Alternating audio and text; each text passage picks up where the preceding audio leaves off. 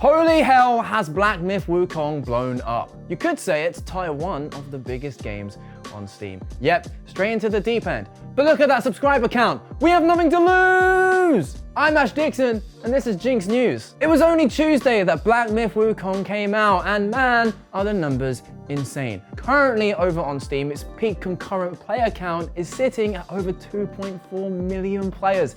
And Steam review-wise, it's rated overwhelmingly positive with 350,000 ratings. And that's not even taking into account the PlayStation players and the Xbox players. Joke, it didn't launch on there because why would it? Those are absolutely crazy stats for a game that ripped off a League of Legends character. Poor little monkey boy. Obviously, I'm joking. The OG Wukong was Fortnite. For real though, centering the game around the iconic Chinese folklore of Sun Wukong was a smart move because this is China's first big AAA title, which kind of sounds surprising because massive Chinese companies like Tencent have been in the game for a while now. But so far, their strategy has been buying up Western developers like Riot or keeping it to mobile and free-to-play games back home. But wait, Tencent owns GameScience, who makes Black Myth Wukong. And that's why Rito isn't suing. Very clever. And the success of Black Myth Wukong isn't too surprising. After all, it was topping the Steam wishlist charts, riding off the back of everyone just wanting Souls-like games all of the time, which ironically, it isn't really a Souls-like game. It's more of an action game akin to something like Bayonetta, but it still has those elements, meaning there's plenty of interest from fans of both genres.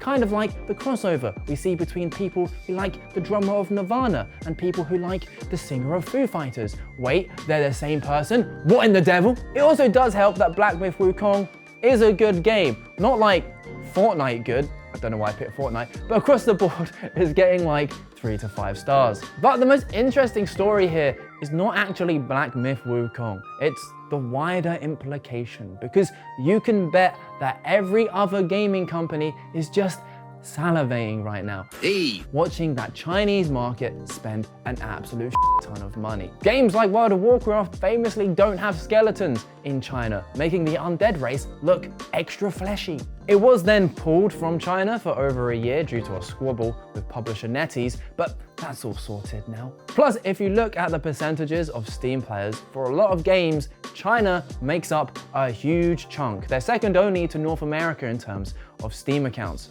The issue is, as with the Blizzard example, or with the draconian laws that China has introduced to gamers, yeah, it's a big market, but it's also volatile. Hell, the streaming agreement for Black Myth Wukong said creators couldn't mention COVID or feminist propaganda. Bro, it's a game about a monkey with a stick. What are you on about? Maybe these Chinese companies are too used to their native citizens doing exactly as they're told, because otherwise, you know, tanks. Here in the Western world, we're still enjoying our remaining years of not being under totalitarian rule, and we don't like being told what to do. Leading to streamer Moon calling his Black Myth Wukong stream COVID-19 Isolation Taiwan is a real country, feminism propaganda. I guess my point is, ultimately, Western gaming companies like money. When I picture their CEOs, I literally picture the love child of Mr. Burns and Mr. Krabs. And there's a real risk of them bending over backwards for their slice of the Chinese pie, which could likely be to the detriment to the quality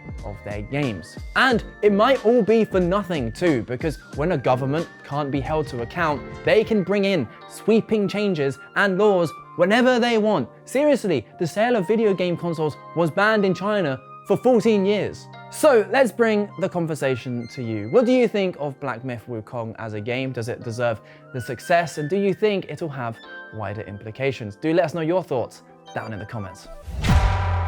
Right, you probably clicked for the Black Myth Wukong drama, but don't go anywhere, because loads of stuff happened this week and we're gonna rattle through it in our quick fire round. First up, Borderlands 4 was announced at Gamescom this week, and yes, everyone's already acting like the movie never happened. But what's also funny is that it's been announced for Steam, meaning this spicy old tweet from Gearbox CEO Randy Pitchford has resurfaced. He's now been forced to eat humble pie. But to be honest, Steam should get way more slack. It was just first off the mark as a marketplace, and we're just lazy and want all of our games in one place. Plus, I don't see games like Sex with Hitler 2 on the Epic Games Store. Yes, there's more than one Sex with Hitler game on Steam. There's actually 5. And speaking of Steam, they've added a new feature where you can see if a review is written by someone playing on the Steam Deck, which is very helpful as the experience can be very different between playing at home and playing on the go. Take a look at this review for Black Myth Wukong. There's the icon, and now you know. Next up, Concord launches today, and something tells me it won't be seeing similar numbers to Black Myth Wukong. That's what happens when you charge $40 for a game that should be free to play and would have been popular 8 years ago, which ironically is how long it's been in development. Apparently, that hurts my soul, and my condolences for everyone involved. And last up, Kojima Productions are attending this year's Tokyo Game Show. Hideo Kojima himself will be in attendance along with this lovely panel, so expect Death Stranding 2 news and some edgy weird because that's what he does best. And do you know what we do best?